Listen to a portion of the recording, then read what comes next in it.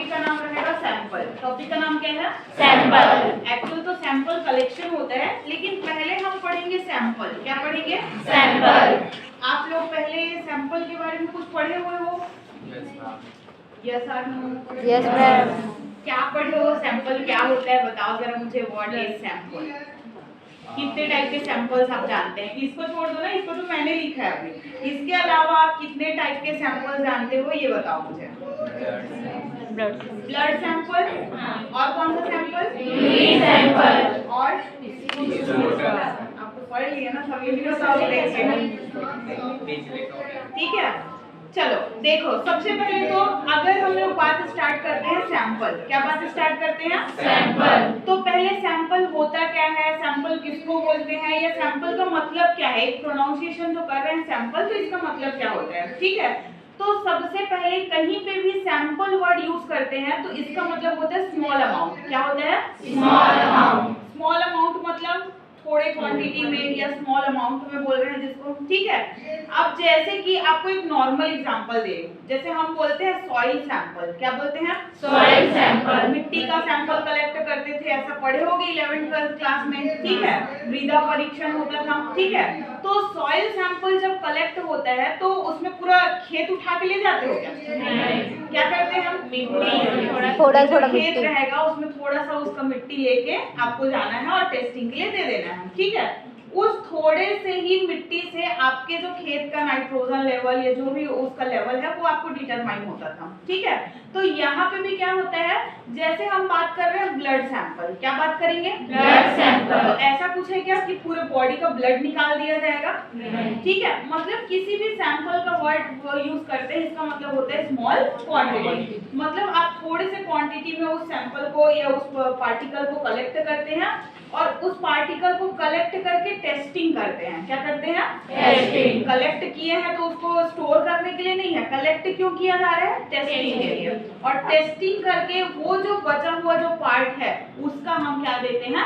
Reporting देते हैं। ठीक है, तो सैंपल कलेक्शन का ये हमारा पर्पस होता है। ठीक है, अब देखो सैंपल जो है अलग अलग डिपार्टमेंट में अलग अलग सैंपल्स पढ़ेंगे। ठीक है, हेमेटोलॉजी डिपार्टमेंट में सैंपल अलग कलेक्शन होता है। ठीक है, वहीं अगर आप माइक्रोबायोलॉजी में चले जाओगे तो डिफरेंट सैंपल हो जाएगा। ठीक है, हिस्टोलॉजी में चले जाओगे सैंपल चेंज हो जाएगा। ठीक है, तो ऐसा करके बायोकेमिस्ट्री में चले जाओगे सैंपल चेंज हो जाएगा। तो सैंपल्स जो है वो अलग अलग डिपार्टमेंट के अकॉर्डिंग अलग अलग सैंपल्स होते हैं। ठीक है, बट अगर हम पढ़ रहे हैं हेमेटोलॉजी, क्या पढ़ रहे हैं? हेमेटोलॉजी। मतलब हमको एक ही सैंपल पता है, ब्लड सैंपल। क्या होता है? Blood sample. कितना भी बातें कर लो लेकिन आपको एक ही चीज कलेक्ट करना रहेगा, ब्लड सैंपल। क्या कलेक्ट करना है? Blood sample. ठीक है, अब ब्लड सैंपल तो आप लोग जनरली जानते हो कि वेनी पंचर होता है, प्रिक मेथड होता है। ठीक है, तो इसके थ्रू क्या करते हैं हम? ब्लड को कलेक्ट करते हैं, तो एक हमारा ब्लड सैंपल होता है। ठीक है, ये मोस्टली इन्वेस्टिगेशन होता है ब्लड सेल का। किसका होता है? Blood cell. Mostly blood cell का इन्वेस्टिगेशन के लिए करते हैं। जस्ट लाइक मैंने आपको पढ़ाया था सीबीसी।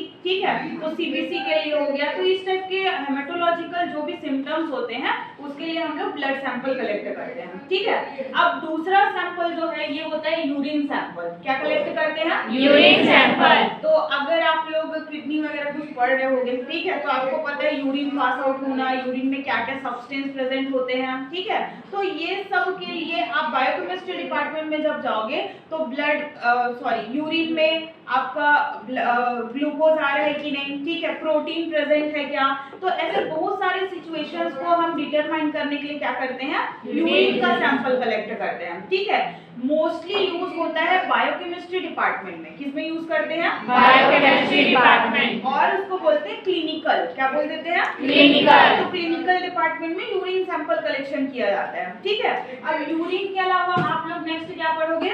Stool sample. ठीक है, स्टूल सैंपल कब होता है? ये खासकर इंपॉर्टेंट होता है माइक्रोबायोलॉजी में। किसमें इंपॉर्टेंट है? माइक्रोबायोलॉजी में। माइक्रोबायोलॉजी में क्यों? जैसे छोटे बच्चे लोग को देखना है, बहुत ज्यादा उन लोग को डायरिया अगर हो रहा होता है, ठीक है, बार बार वोमिटिंग, लूज मोशन ऐसा हो रहा है, तो लूज मोशन उनको बार बार हो रहा है। ठीक है, तो उसमें क्या होता है? Parasitic infection. क्या होता है? Parasitic infection. आगे आप लोग पढ़ोगे कि माइक्रोबायोलॉजी में एक माइक्रो ऑर्गेनिज्म होता है जिसको हम बोलते हैं पैरासाइट। क्या बोलते हैं? पैरासाइट। तो ये जो पैरासाइट होते हैं उसका जो एग है वो स्टूल के थ्रू पास आउट होता है। किसके थ्रू पास आउट होगा? स्टूल बोलते हैं या फीकल मटेरियल बोल दो या फीसेस बोल दो, जो भी वर्ड आप यूज करते हो, ठीक है। तो अगर उसके एग को आपको एग्जामिन करना है तो आपको फीकल का ही सैंपल क्या करना पड़ेगा, कलेक्ट करना पड़ेगा, ठीक है। तो स्टूल सैंपल कलेक्शन किया जाता है, ठीक है। हाँ पता है बहुत याक लगेगा कैसे कर लेते होंगे वाला, मैं समझ रही हूँ, लेकिन स्टूल का भी सैंपल कलेक्शन होता है, ठीक है। अब उससे भी ज्यादा याक लगेगा आपको स्पूटम सैंपल। क्या स्पूटम स्पूटम मतलब समझते हो क्या होता है, कफ या बलगम जिसको बोलते हैं, ठीक है। तो ये स्पेशली यूज होता है टीबी पेशेंट में। किसमें यूज होगा, टीबी पेशेंट। टीबी मतलब टेलीविजन की बात नहीं करेंगे, ठीक है। टीबी मतलब माइक्रोबैक्टीरिया, ट्यूबरकुलोसिस, माइकोबैक्टीरिया, ट्यूबरकुलोसिस नाम सुने होंगे, ठीक है।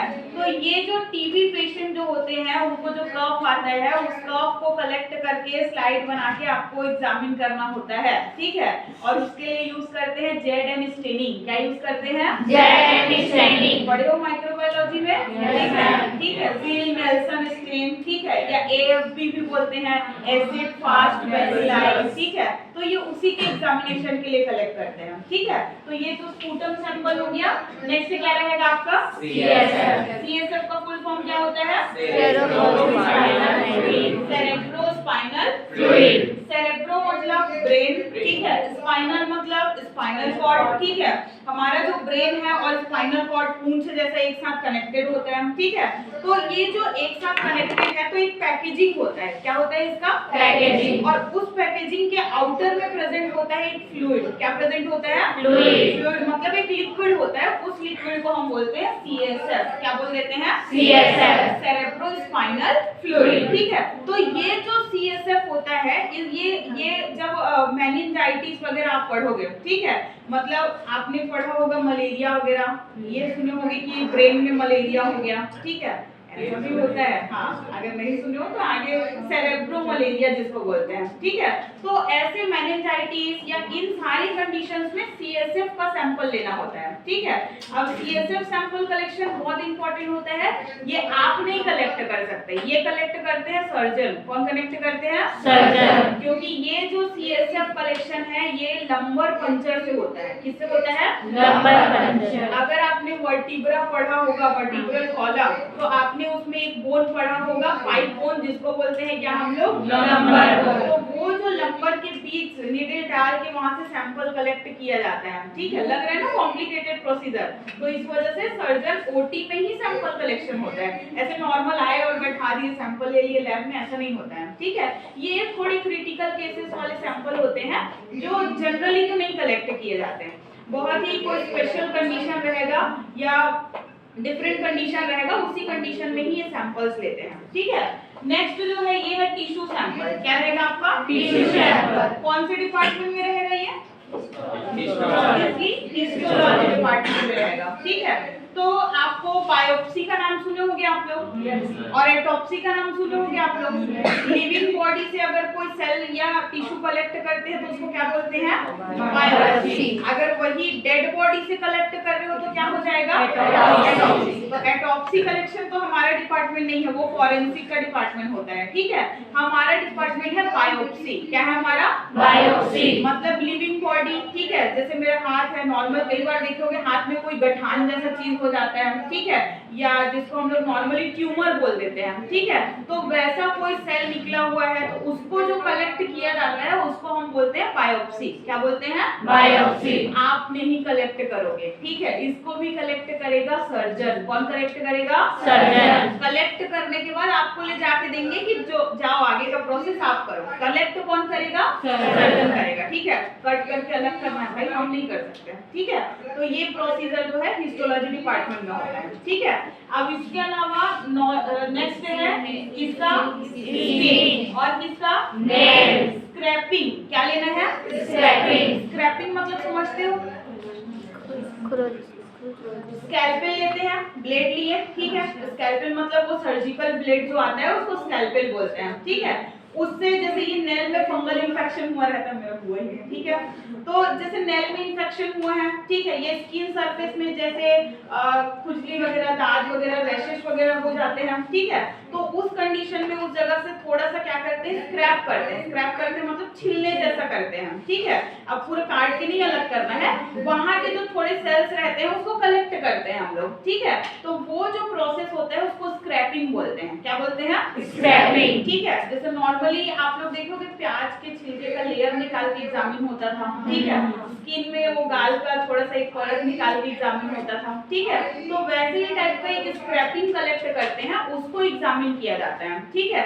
ये स्पेशली यूज होता है माइक्रोबायोलॉजी में। किसमें यूज होगा? Microbiology. ठीक है, क्योंकि ये फंगल इन्फेक्शन अगर मैंने बोल ही दिया तो डिपार्टमेंट ही माइक्रो का होता है, ठीक है। अब इसके अलावा नेक्स्ट रहेगा फर्स्ट स्वैब। क्या रहता है? First swab. ठीक है। और क्या रहता है? Ear year swab. स्वैब, ठीक है। और क्या रहेगा? Wound Wound swab, swab. ठीक है। वुंड मतलब घाव, घाव. ठीक है। अब पर्स जानते हो क्या होता है? पर्स मवाद जिसको बोलते हैं, ठीक है। तो ज्यादातर देखना एक तो रहता है कि अगर पुराना घाव अगर बना हुआ है, ठीक है, वुंड जिसको बोलते हैं, तो अगर घाव बना हुआ है उस जगह से कभी कभी क्या होने लगता है? पर्स निकलने लगता है। तो ईयरबड जैसा सैंपल कलेक्शन होता है। ईयरबड देखियो, वो ईयरफोन वाला बात नहीं कर रही हूँ, ईयरबड होता है वो कान साफ करने वाला जो आता है, ठीक है। तो वैसा ईयरबड रहता है, वहां से उस ईयरबड को क्या करते हैं, जहाँ पे पर्स लीक हो रहा होगा उस जगह पे उसको क्या करते हैं? एब्जॉर्ब कराते हैं। कॉटन रहता है, कॉटन क्या कर लेगा? एब्जॉर्ब कर लेगा। उसको सैंपल कलेक्शन किया जाता है, ठीक है। क्योंकि अगर किसी जगह पर पर्स बन रहा है दैट मीन्स हो सकता है कि वहां पे कोई माइक्रो ऑर्गेनिज्म क्या कर रहा होगा? ग्रोथ कर रहा होगा। ग्रोथ करने की वजह से सेल्स को क्या कर रहा है? वो डैमेज कर रहा है, ठीक है। तो ये होता है एक sample collection, wound sample collect किए। दूसरा होता है ईयर स्वैब। क्या रहता है? Ear swab. कुछ छोटे बच्चों में ज्यादातर देखा जाता है कि ईयर से पर्स आने लगता है। क्या आने लगता है? पर्स. मतलब कान से पर्स फॉर्मेशन होने लग जाता है, ठीक है। ये भी माइक्रोबायोलॉजिकल ही कंडीशन होता है। तो उस कंडीशन में भी ईयर में वो जो बर्ड्स है वो डालकर वहां से क्या करते हैं? स्वैब कलेक्ट करते हैं, ठीक है। इसके अलावा ये जो पर्स स्वैब है वो मेनली यूज होता है सर्जिकल कंडीशन में। कब यूज होता है? Surgical condition. जैसे कोई ऑपरेशन हुआ रहता है, ठीक है। ऑपरेशन का कभी कभी क्या होता है, अगर कोई माइक्रो ऑर्गेनिज्म उसमें गलती से ऐड हो गया होगा या एंटर कर लिया होगा तो उस जगह को वो वापस से डिस्ट्रॉय करने लग जाता है सेल्स को, ठीक है।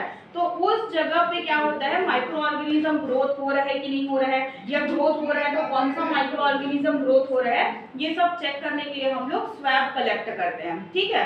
अब इसके अलावा कोविड में एक सैंपल कलेक्ट होता था जिसको बोलते थे आरटीपीसीआर। नाम सुने थे? आरटीपीसीआर। पीसीआर मतलब तो होता है पॉलीमरेज चेन रिएक्शन, ठीक है। उसके लिए आप लोग देखे होंगे नाक में एक स्वैब जैसा डालते थे, फिर गले में स्वैब जैसा डालते थे, ठीक है। तो ये सब वो स्वैब कलेक्शंस में ही आते हैं, ठीक है। नोज नेजल स्वैब हो गया, ईयर स्वैब हो गया, थ्रोट स्वैब हो गया, ठीक है। जहां से कलेक्ट कर रहे हो, अगर गले से कर रहे हो तो क्या हो गया? थ्रोट स्वैब हो गया, ठीक है। तो ऐसे अलग अलग स्वैब्स क्या किए जाते हैं? कलेक्शन किए जाते हैं, ठीक है। तो आपके पास बहुत सारे सैंपल्स प्रेजेंट होते हैं, ठीक है। ये सब क्लिनिकल सैंपल्स हैं। ये सब क्या है? Clinical samples. अगर इसी को आप पैथोलॉजी की बजाय फॉरेंसिक में पढ़ोगे तो नेल का सैंपल, हेयर का सैंपल, ठीक है, वहाँ पे सैंपल्स चेंज हो जाते हैं, ठीक है। अगर इसी को आप कोई इन्वायरमेंटल में चले जाओगे तो सॉइल सैंपल अलग होता है, ठीक है, एयर सैंपल अलग होता है, वाटर सैंपल अलग होता है। तो सैंपल जो है हर डिपार्टमेंट में क्या होते जाता है? चेंज होते जाता है। बट हम ये जो सैंपल्स पढ़ रहे हैं ये क्लिनिकल सैंपल है। ये सब क्या है? Clinical sample. मतलब हम डायग्नोसिस के लिए कलेक्ट कर रहे हैं। किसके लिए कलेक्ट कर रहे हैं? Diagnosis. मतलब किसी बीमारी का पता लगाने के लिए, किसी डिजीज को आइडेंटिफाई करने के लिए हम सैंपल्स कलेक्ट कर रहे हैं, ठीक है। अब इसी सैंपल्स के बेसिस पे आप रिपोर्टिंग करते हैं और आपका रिपोर्टिंग जो है वो डिपेंड करता है सैंपल्स पर। किस पर डिपेंड करता है? Samples पर. अगर सैंपल कलेक्शन गलत हुआ, अगर सैंपल कलेक्शन में कोई प्रॉब्लम आया दैट मींस क्या होता है, आगे का जो रिपोर्टिंग है वो एक्यूरेसी नहीं रहेगा, ठीक है। तो सैंपल कलेक्शन का जो प्रीशियस ये जो टाइमिंग रहता है ये बहुत क्रूशियल टाइम रहता है, ठीक है। अब देखो सैंपल कलेक्शन तो है, ठीक है। कलेक्शन के बाद और इम्पोर्टेंट है इसका हैंडलिंग। क्या इम्पोर्टेंट होता है? Handling. ठीक है। तो सैंपल कलेक्ट करना, सैंपल कलेक्शन के टाइम पे सबसे इम्पोर्टेंट होता है लेबलिंग। क्या होता है? Labeling. मतलब अगर मैंने कोई ब्लड सैंपल लिया तो इसमें अगर मैंने कोई कंटेनर लिया तो ये कंटेनर प्रॉपर लेबल्ड होना चाहिए। क्या होना चाहिए? Label. क्या क्या लेबलिंग होना चाहिए एक कंटेनर के अंदर?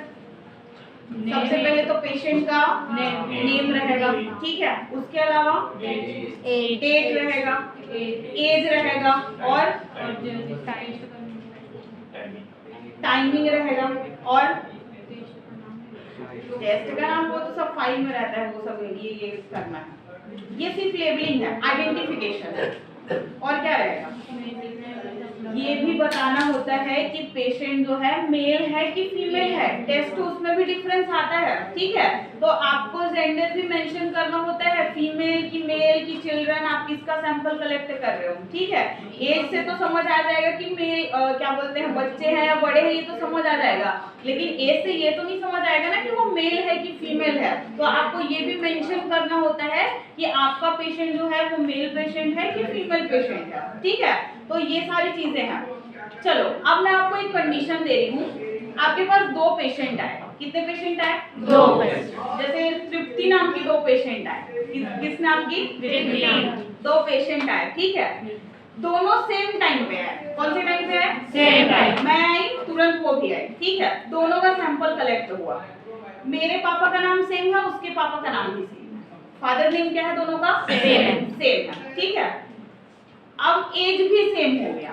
क्या सेम हो गया? एज, ठीक है।